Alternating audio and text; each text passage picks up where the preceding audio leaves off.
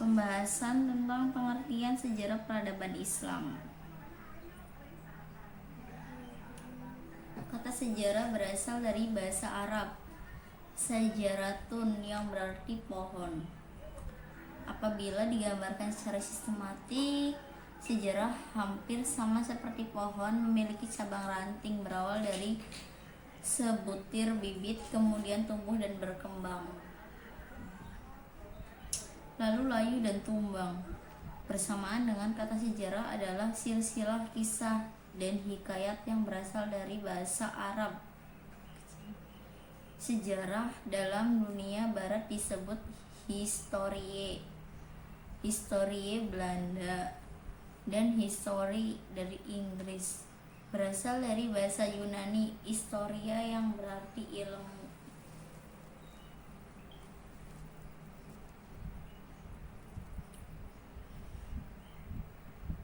Selanjutnya, pengertian peradaban merupakan entitas paling luas dari budaya. Sebuah peradaban adalah bentuk budaya paling tinggi dari suatu kelompok masyarakat dan tatanan yang paling luas dari identitas budaya kelompok masyarakat, seperti bahasa, agama, kebiasaan maupun identifikasi lainnya seperti subjektif. Sedangkan makna Islam berasal dari kata salimah yang artinya selamat.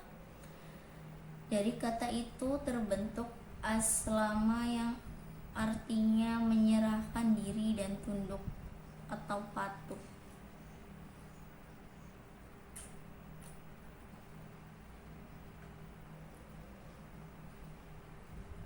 Ada definisi sejarah menurut para ahli.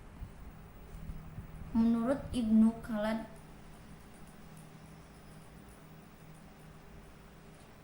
Ibnu Khaldun, sejarah adalah catatan dan kefahaman tentang apa yang telah berlalu itu. Menurut Bentham, sejarah adalah ilmu yang menyelidiki dan menceritakan fakta-fakta di dalam waktu temporer dan di dalam hubungan dengan perkembangan umat manusia dalam aktivitas mereka, baik individu maupun kolektif, sebagai makhluk sosial di dalam hubungan sebab akibat.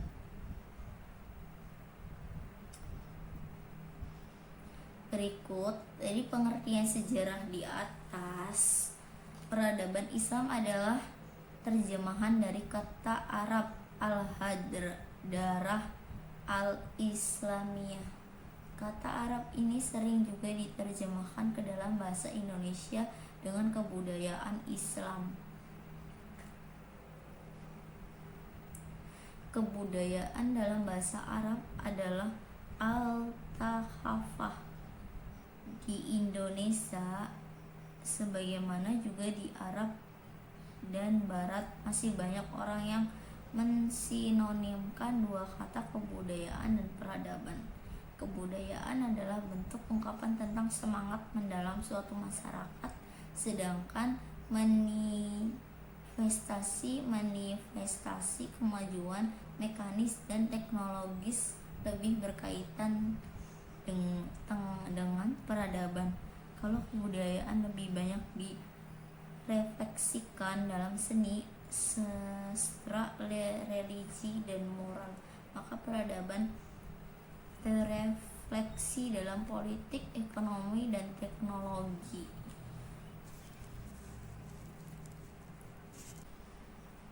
Menurut para ahli, yaitu Ibnu Khaldun, sejarah adalah catatan tentang masyarakat, umat manusia, atau peradaban dunia, tentang perubahan-perubahan yang terjadi pada watak-watak masyarakat itu, seperti keliaran, keramah-ramahan, dan solidaritas golongan, tentang revolusi-revolusi dan pemberontakan oleh golongan rakyat melawan golongan yang lain dengan akibat timbulnya kerajaan-kerajaan dan negara-negara dengan tingkat bermacam-macam kegiatan dan kedudukan orang, baik untuk mencapai kehidupannya maupun dalam bermacam-macam cabang ilmu pengetahuan dan pertukangan, serta pada umumnya tentang segala perubahan yang terjadi kepada masyarakat karena watak masyarakat itu sendiri. Menurut sejarah adalah suatu ilmu pengetahuan yang berikhtiar untuk melukiskan dan dengan penglihatan yang simpatik menjelaskan fenomena kehidupan sepanjang terjadi perubahan karena adanya hubungan antara manusia terhadap masyarakat. Melihat dampaknya pada masa-masa berikutnya atau yang berhubungan dengan kualitas karena yang khas dan berkonsentrasi pada perubahan-perubahan yang temporer dan di dalam hubungan terhadap yang tidak dapat diproduksi kembali. Menurut Zidi Ghazalba, sejarah adalah gambaran masa lalu tentang manusia dan sekitarnya sebagai makhluk sosial yang disusun secara ilmiah dan lengkap, meliputi urutan fakta tersebut dengan tafsiran dan penjelasan yang memberikan pengertian dan kefahaman tentang apa yang telah berlalu itu.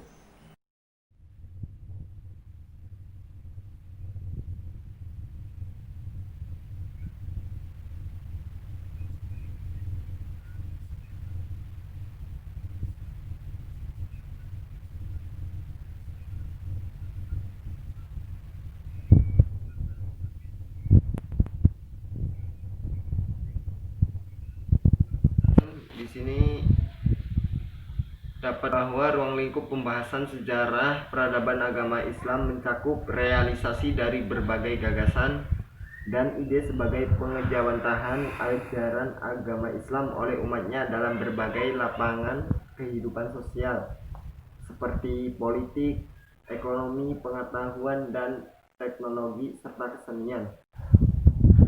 Mata kuliah ini diberi nama Sejarah Peradaban Agama Islam karena sasaran yang hendak dituju adalah pembahasan tentang perkembangan kehidupan politik, ekonomi, pengetahuan, dan teknologi serta kesenian.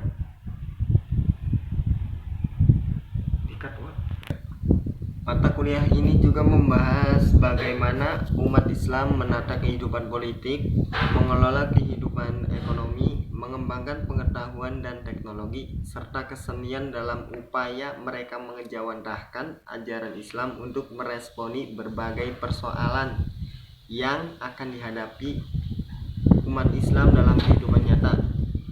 Mata kuliah ini sendiri tidak memusatkan perhatian pada aspek ide atau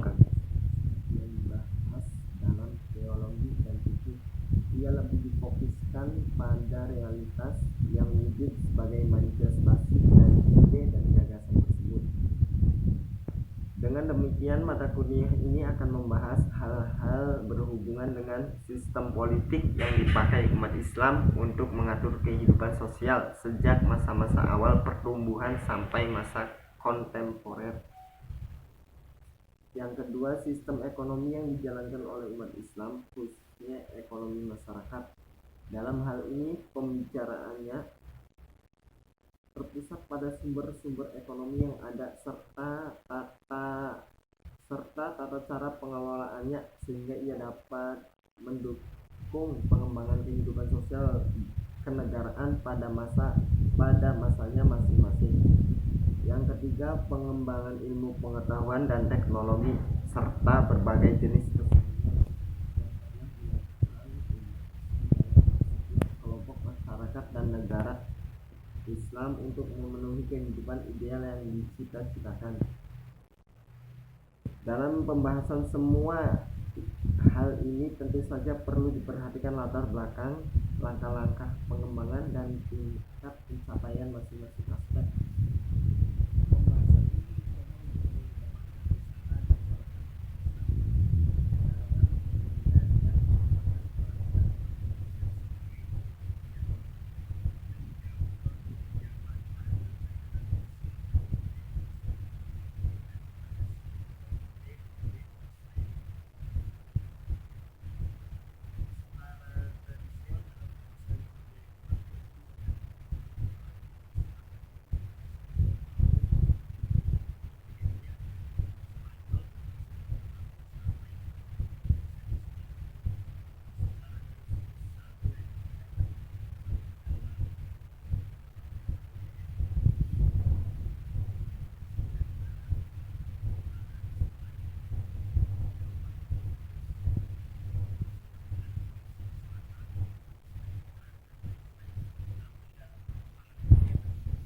penelitian tentang Islam telah mencakup seluruh pelosok dunia, termasuk Amerika Utara, Amerika Selatan, dan Australia.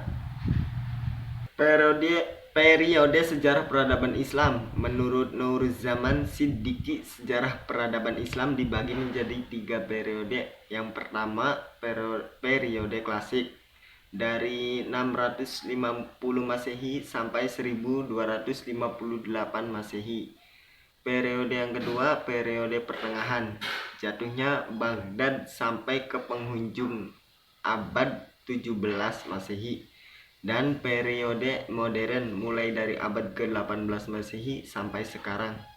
Sedangkan menurut Harun Nasution, sejarah peradaban Islam dibagi menjadi 3 periode. Yang pertama, periode klasik dari 650 Masehi sampai 1250 Masehi.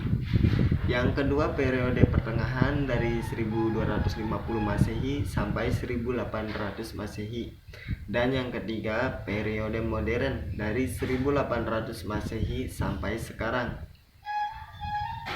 Periode klasik. Periode klasik merupakan masa kemajuan, keemasan, dan kejayaan Islam dan dibagi ke dalam 2 fase. Yang pertama, fase ekspansi, integrasi, dan pusat kemajuan. Di masa inilah daerah Islam meluas melalui Afrika Utara sampai ke Spanyol di sebelah utara, dan melalui Persia sampai India di belahan timur. Daerah-daerah tersebut tunduk terhadap kekuasaan Islam. Kedua, fase disintegrasi, di mana ini keutuhan umat Islam dalam bidang politik mulai pecah, kekuasaan khalifah menurun, dan akhirnya Baghdad dapat dirampas dan dihancurkan oleh Hulagu Han di tahun 1258 Masehi. Periode yang kedua, periode pertengahan. Periode pertengahan terbagi dalam 2 fase juga. Pertama, fase kemunduran dari 1250 Masehi sampai 1500 Masehi. Fase yang kedua, fase 3 kerajaan 1500 Masehi sampai 1700 Masehi, dan masa kemunduran 1700 Masehi sampai 1800 Masehi. 3 kerajaan besar tersebut adalah kerajaan Utsmani di Turki, kerajaan Safawi di Persia, dan kerajaan Mughal di India. Yang ketiga, periode modern. Periode modern dari 1800 Masehi sampai sekarang merupakan zaman kebangkitan umat Islam. Jatuhnya Mesir ke tangan Barat menyadarkan dunia Islam akan kelemahan dan menyadarkan umat Islam bahwa di Barat telah timbul peradaban baru yang lebih tinggi dan merupakan ancaman bagi umat Islam itu sendiri. Sekian dari pembahasan dari saya.